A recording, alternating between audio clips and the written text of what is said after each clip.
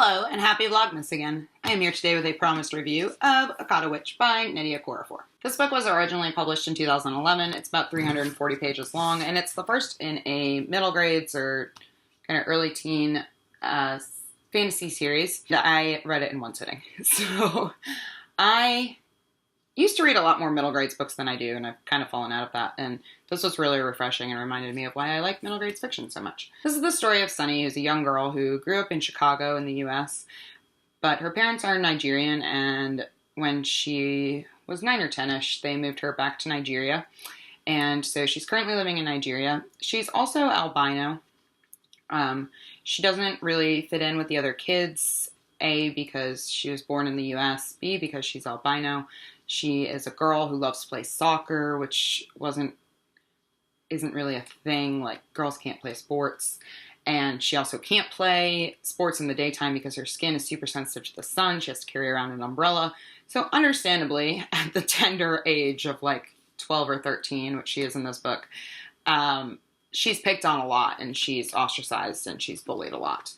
One day, though, Sunny makes something kind of miraculous happen, and weird things happen around her, and she is drawn in by these two kids in her neighborhood who are the same age as her. Her friends Orlu and Chi-Chi kind of realize that Sunny is magical. She is what is known in Nigeria as the leopard people. So her friends Orlu and Chi-Chi also have this ability, and they teach her about what it means, and they kind of initiate her into this community. I have a few things to say about this book right off the bat. The first thing is that it's a very obvious first book in a series. Like, it's very obviously a setup for what's going to come next. And sometimes I feel like first books in a series stand on their own really well, and sometimes I feel like they really need the rest of the series to work. And I'm really looking forward to the rest of the series because this book is one of the latter category. And that doesn't mean that I didn't enjoy it, but if it bothers you when books of a series, especially when the whole series hasn't been published yet, because the next book has not yet been published, if it bothers you when books in a series kind of don't always stand completely on their own merit, then you might not enjoy this as much.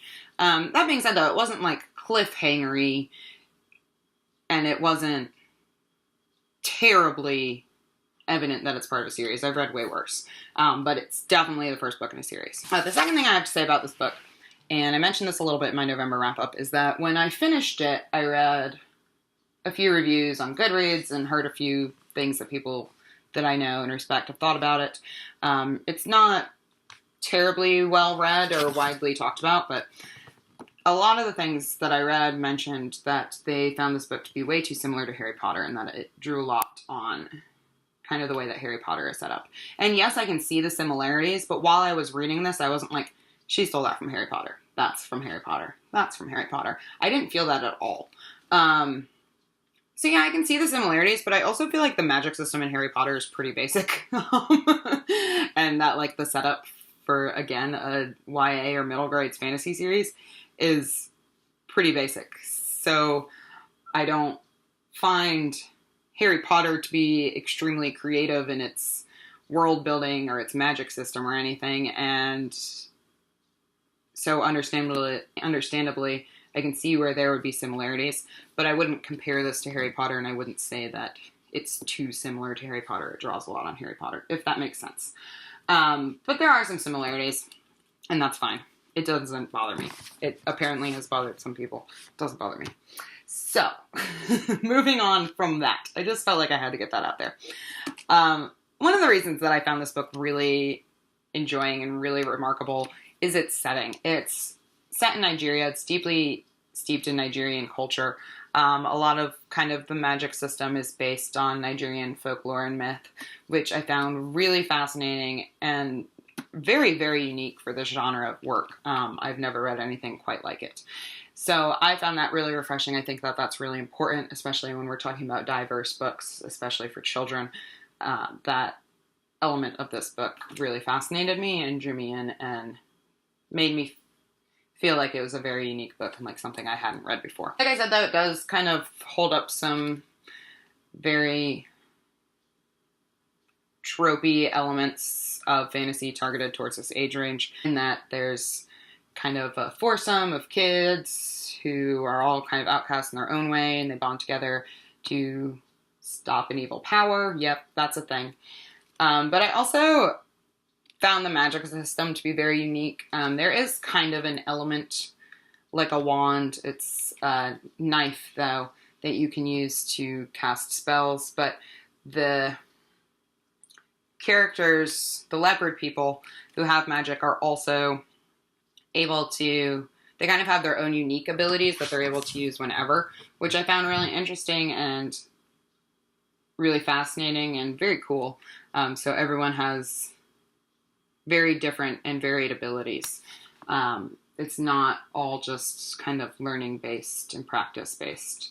And I really enjoyed that. Going along with some of those tropey things, though, some of the characters and some of their relationships were a little bit strange. What was interesting about this book is that I found some of the character dynamics to be a little tropey as well. There is kind of, like I said, this standard plot where a group of kids who are outcasts kind of come together and form really strong bonds of friendship, and in turn have really strong magical qualities when they work together. But I also found some of the characters and the relationship dynamics in the book to be really thoughtful. I thought that Sunny's relationship with her family was interesting. Sunny is kind of ostracized by her family, A, because she's the only girl, she has two brothers, and B, because she is albino. And she, even from the beginning, before she finds out that she's magical, she's kind of, pushed to the side a lot, and the expectations for her as a girl are much higher than they are for her brothers, and especially in the eyes of her father. So I found it really interesting that Nnedi Okorafor was able to pull in kind of these gender dynamics and these gender roles and kind of criticize them and put them under a microscope in a work of middle grades fantasy, which I haven't seen too much before. So Nnedi Okorafor definitely lends some social critique throughout the book, and not only about gender, but also about race and about class and what we expect of people upon realizing that they look a certain way or live a certain way, and how those people can surprise us and surpass our expectations and kind of break through stereotypes. So I really enjoyed that there was all of that going on kind of in the background of this book. I believe I did it 3.5 or 4 stars overall, and I'm really happy that I read it. So if you need to be transported into a lovely magical world that might be a little bit different from something you've read before, I think you should check this out. And again, I will see you soon for more Vlogmas. Bye!